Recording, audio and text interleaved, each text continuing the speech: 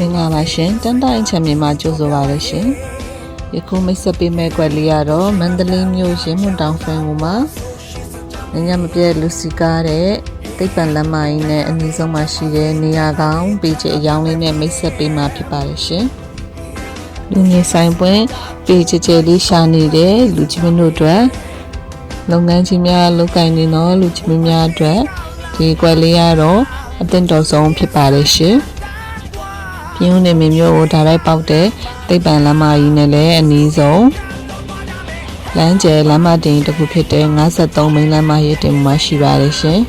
ပေကျယ်လေးကတော့မျက်နှာပွင့်ပေ90နဲ့နောက်ကိုပေ100ရှိပါတယ်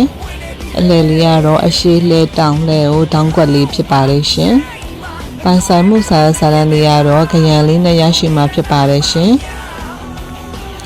53မိန်းလမ်းမရဲ့တင်နဲ့တိတ်ပံလမ်းနဲ့အနီးဆုံးလမ်းမကြီးနာရှိတဲ့အတွက်နေရာကောင်းလေးဖြစ်ပါတယ်ရှင်ဒီကွက်လေး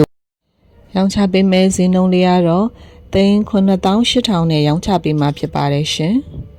ဒီကွက်လေးကိုစိတ်ဝင်စားတယ်ဆိုရင်တော့တန်တအင်ချမ်းမျိုးဆက်သွယ်ပေးပါရှင်အားလုံးကိုကျေးဇူးတင်ပါတယ်ရှင်